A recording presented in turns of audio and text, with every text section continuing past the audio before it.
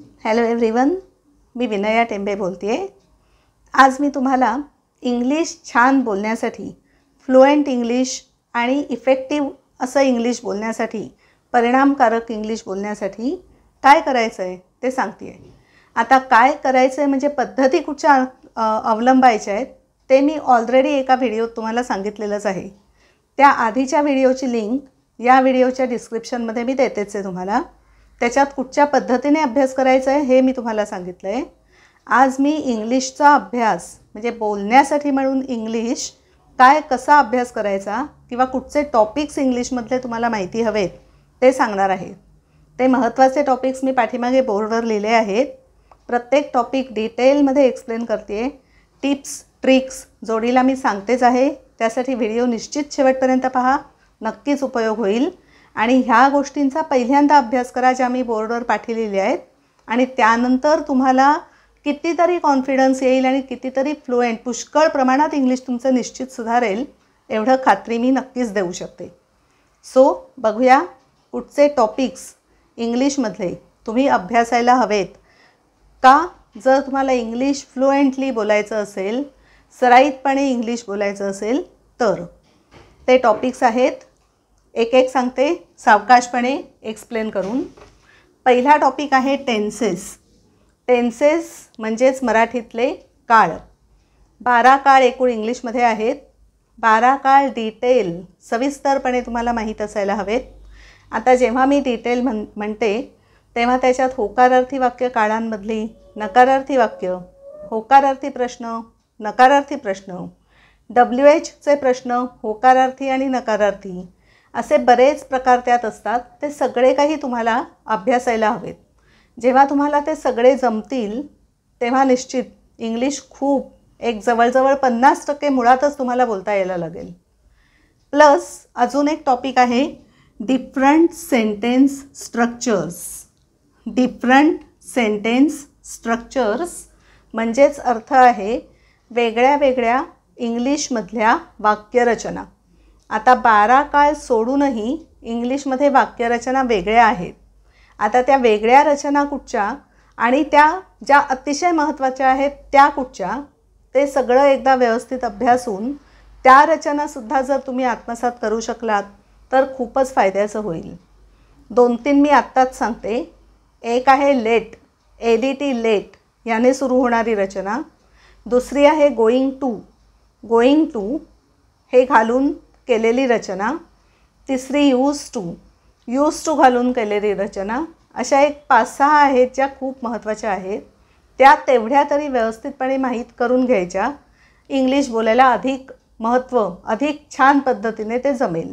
आणि ह्या रचना 12 काळात जे तुम्ही शिकता त्यापेक्षा वेगळ्या आहेत आणि त्यामुळे त्या माहीत असायला हव्यात। त्याचप्रमाणे तिसरा टॉपिक कुठचा तुम्हाला अभ्यासायला हवा जेव्हा इंग्लिश तुम्हाला छान बोलायचं आहे फ्लुएंटली, तर तो टॉपिक आहे kinds of sentences. Kinds of sentences म्हणजेच मराठीत वाक्याचे प्रकार। वाक्याचे प्रकार। आता इंग्लिशमध्ये 4 मुख्य प्रकार आहेत वाक्यांचे। ते 4ही प्रकार बोलताना आपण सर्रास वापरतो। जसं मराठीत वापरतो तसं इंग्लिशमध्येही आपण वापरतोच। ते प्रकार आहेत असर्टिव्ह सेंटेन्सेस।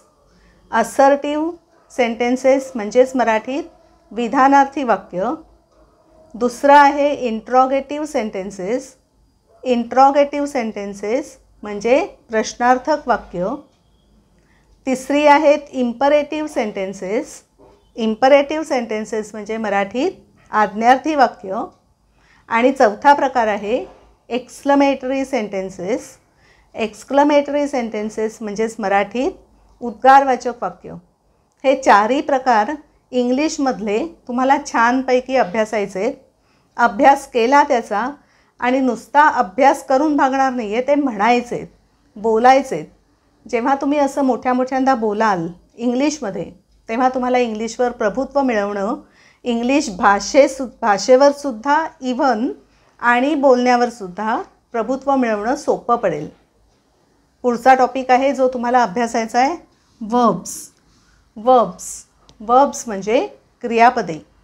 आता क्रियापदांचे मुख्य 3 जे फॉर्म्स असतात, जी रूपं असतात, V1, V2 आणि V3 ती माहीत असायलाच हवीत. V1 म्हणजे मुख्य क्रियापद मेन वर्ब, V2 म्हणजे पास्ट टेन्स भूतकाळी रूप, आणि V3 इंग्लिशमध्ये म्हणतात त्याला पास्ट पार्टिसिपल क्रियापदाचं तिसरं रूप. ही रूपं माहीत असायलाच हवीत. प्लस ING क्रियापदाला लावून ते कसं बनतं, पण ते सोपं असतं लक्षात ठेवायला. मुख्य क्रियापदाला फक्त ING लावायचं असतं. आणि 5वं एस किंवा ES क्रियापदाला लावायचा. आता कुठच्या क्रियापदाला एस आणि कुठच्या क्रियापदाला ES हे अभ्यासावं लागतं, कारण त्याला नियम नाही आहे काही, ते लक्षात ठेवायचं आहे. आणि म्हणून ते 5वा प्रकार म्हणजे 5वं रूप क्रियापदाचं. अशा पद्धतीने जास्तीत जास्त क्रियापदं माहीत करून घेण्याचा प्रयत्न करायचा आहे. पुढचा टॉपिक कुठचा तुम्हाला अभ्यासायचा आहे? व्होकॅब्युलरी. व्होकॅब्युलरी म्हणजे शब्दसंपदा. शब्दसंपदा भरपूर शब्द वेगळे वेगळे माहीत असायलाच हवेत. नाहीतर काय होतं, वाक्य आपण बोलायला जातो इंग्लिशमधून, शब्द आठवत नाहीत आणि शब्द नाही आठवला की तिथे अडून राहतो. कारण शब्दच जर नाही आठवला तर वाक्य कसं पूर्ण होणार आपलं बोलताना. म्हणून शब्द माहीत असायला हवेत. कमीत कमी तुम्हाला ज्या कुठच्या पद्धतीने बोलायचं असेल, म्हणजे फॉर एक्झाम्पल जर तुम्हाला रोजच्या व्यवहारात बोलायचं असेल तर त्या रोजच्या व्यवहारात लागणारे शब्द तुम्ही अभ्यासायला हवेत. जर तुम्हाला ऑफिसमध्ये स्पेसिफिकली इंग्लिश छान बोलायचं असेल तर ऑफिशियल लँग्वेज काय आहे त्यातले शब्द तुम्हाला जाणून घ्यायला हवेत. असं ज्या ठिकाणी तुम्हाला इंग्लिश विशेष करून बोलायचं आहे ते आधी अभ्यासा आणि त्यानंतर देर इज नो लिमिट. किती शब्द अभ्यासायचे याला लिमिटच नाही आहे, कारण भाषा आहे, अगाध शब्दसंपदा आहे.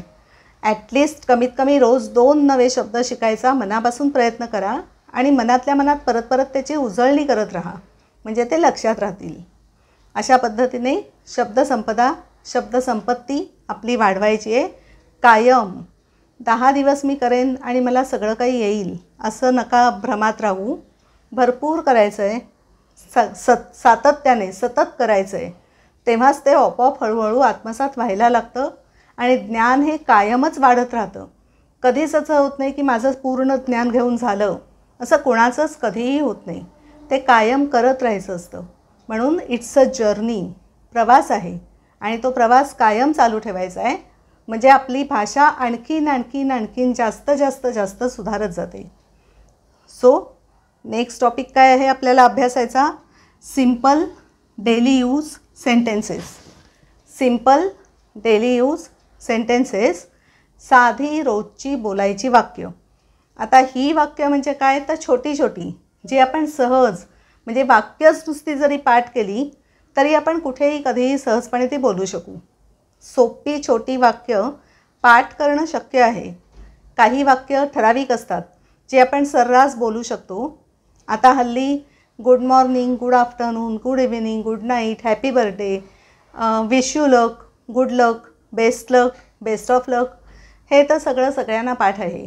अशाच पद्धतीने छोटी बरीच वाक्य आहेत, हजारोच्या वर, संख्या तर काही लिमिट नाहीच आहे. परत अमर्याद आहे, सागर येतो शब्दांचा, वाक्यांचा.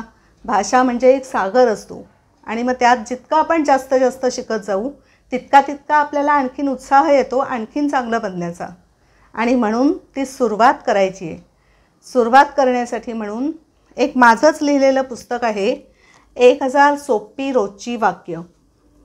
1000 सोपी रोजची वाक्य. आता ही सोपी म्हणजे खरंच सोपी वाक्य आहेत. ह्याच्यात साधी रोजची, रोजच्या जीवनात सहज बोलाल अशी वाक्य मी घेतली आहेत, सोपी सोपी, जी तुम्ही पाठही करू शकता. रोज एकदा पुस्तक 1 पान वाचायचं ठरवा आणि निदान ही वाक्य तरी तोंडपाठ होऊन जाऊ शकतात सहजपणे आणि वाक्य सहजपणे तुम्ही बोलू शकता तुमच्या रोजच्या जीवनात. ऑफकोर्स ह्याच्यात मी टेन्सेस घेतलेच आहेत, 12ही काळ ह्याच्यात मी घेतलेच आहेत, तो तर महत्त्वाचा टॉपिक आहे. प्लस ग्रीटिंग्स, कसं आपण एकमेकांना संबोधायचं आहे, कसं एकमेकांना विश करायचं आहे अशी वाक्य, आज्ञार्थी वाक्य घेतली आहेत, उद्गारवाचक वाक्य घेतली आहेत. बरेच प्रकार मी याच्यात घेतले आहेत आणि ते लिहिलेत कसे तर इंग्लिश वाक्य पहिलं लिहिलं आहे, त्यानंतर त्या इंग्लिश वाक्याचं मराठीत, म्हणजे इंग्लिश पण मराठी, म्हणजे आय गो टू मार्केट तर आय गो टू मार्केट असं मराठीत असं लिहिलं आहे. आणि त्याच्याखाली त्या वाक्याचा मराठीतला अर्थही लिहिला आहे. त्यामुळे वाचायला तुम्हाला सोपं पडणार आहे. हे पुस्तक जर तुम्ही घेतलं आणि रोज चाळत राहिलात, रोज एक पान असं ठरवून जर वाचत राहिलात, तर ही साधी वाक्य तोंडपाठ व्हायला वेळ नाही लागणार. 1000 आहेत, थोडी थोडकी नाही. त्यामुळे ही वाक्य मनात बसली की सहजपणे तुम्ही तीही बोलू शकाल. आता हे पुस्तक ऑनलाईन तुम्हाला मिळणारच आहे. ऑनलाईनसाठी ज्या लिंक्स आहेत त्या परत मी ह्याच व्हिडिओच्या डिस्क्रिप्शनमध्ये देते आहे. ज्यांना कोणाला ऑर्डर करायची असेल त्यांनी निश्चित ऑर्डर करा. पुस्तकाची किंमत फक्त 199 रुपये आहे. 199 फक्त. ऑफकोर्स डिलेवरी चार्जेस अजून आहेत. 199 अधिक डिलेवरी चार्जेस, पण तरीही पुस्तक स्वस्त आहे, कोणालाही परवडेल असं आहे. लिंक्स मी डिस्क्रिप्शनमध्ये दिल्या आहेत, त्या नक्की पहा. जर घेतलं, ऑर्डर केली तर ते घरपोच पुस्तक तुम्हाला येईल. ऑनलाईन ते घरी येतं आणि त्यामुळे उपयोगाचं नक्की आहे. घ्या तेही पुस्तक वाचा एक ॲडिशन म्हणून, आणि उपयोग निश्चित होईल याची खात्री मी देतेच तुम्हाला. तर असे हे आजचे टॉपिक्स 6. आता अजून एक महत्त्वाची गोष्ट, 2 जानेवारीपासून 2 जानेवारी ते 31 मार्च 2 जानेवारी ते 31 मार्च असा 3 महिन्याचा बेसिक प्लस इंटरमिजिएट म्हणजे अगदी प्राथमिक आणि मध्यम अशा लेव्हलचा एकत्र असा मी कोर्स घेणार आहे. क्रॅश कोर्स इंग्लिश स्पीकिंगसाठी, स्पोकन इंग्लिशसाठी 3 महिन्याचा क्रॅश कोर्स असणार आहे माझा. 2 जानेवारीला सुरुवात होणार आहे आणि 31 मेला शेवटचा दिवस असणार आहे. 3 महिन्याचा हा क्रॅश कोर्स आहे आणि अगदी सगळेच्या सगळे हे जे आत्ता मी टॉपिक्स इथे लिहिलेत ना, हे सगळे टॉपिक्स मी त्याच्यात घेणार आहे. आणि शेवटची जी वाक्य आहेत, साधी सोपी वाक्य, ह्या पुस्तकातलीच नाही, कारण हे पुस्तक तुम्ही विकत घेतलं तर तुम्हाला मिळणारच आहे. ती सोडून अजून वेगळी वाक्य मी क्लासमध्ये घेणार आहे आणि म्हणून तुम्हाला आणखीन डबल वेगळी वाक्य मिळतील. दुसरी या पुस्तकातली नाही, वेगळी. सो पुस्तक घेतलं आणि हा माझा कोर्स जर तुम्ही केलात तर दोन्ही मिळून तुम्हाला खरंच फायदा होईल. पण हे कराच असं अजिबात नाही आहे. तुम्ही तुमचा स्वतःचा अभ्यास करून, भरपूर हल्ली सोर्सेस आहेत, वेगवेगळे व्हिडिओज बघू शकता, पुस्तकं वाचू शकता. हे सगळं करून तुमचंही तुम्ही करूच शकता.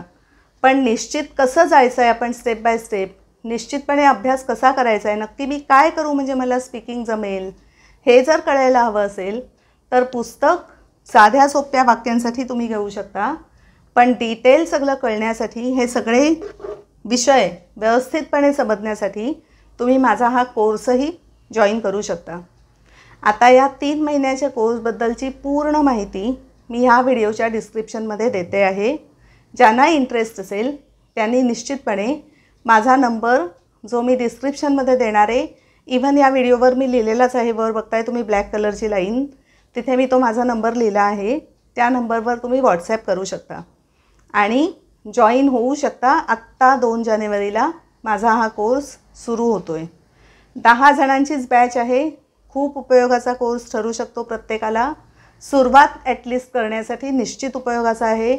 बेसिक जे काही लागतं इंग्लिश तुम्हाला शिकण्यासाठी ते सगळं काही मी शिकवणार आहे डिटेलमध्ये. आठवड्यातून 4 दिवस 1-1 तास असा कोर्स हा मी ठेवते आहे आणि याची फी आहे 5000 रुपये, सगळं इन्क्लुझिव्ह. 3 महिने मिळून 5000. तर निश्चित त्याचा फायदा घ्या आणि गरज असेल, तुम्हाला हवं असेल तर मला व्हॉट्सॲप करा नंबरवर, माझ्या मोबाईल नंबरवर. ओके. सो हे सगळे महत्त्वाचे टॉपिक्स मी तुम्हाला आज सांगितले की इंग्लिश बोलायचं आहे. पद्धती ऑलरेडी मी सांगितल्या आहेत, त्या व्हिडिओची लिंक मी खाली देतेच आहे डिस्क्रिप्शनला परत. पण आत्ता अभ्यास कुठच्या गोष्टींचा करायचा आहे, जर आपल्याला इंग्लिशमध्ये छान बोलायचं आहे तर त्या गोष्टी मी आज तुम्हाला सांगितल्या आहेत की अभ्यास कुठच्या पद्धतीने करायला हवा आहे ते क्लिअर होणं अतिशय महत्त्वाचं असतं. म्हणून हा special video. Thank you very much आज हा व्हिडिओ ऐकल्याबद्दल. Bye bye.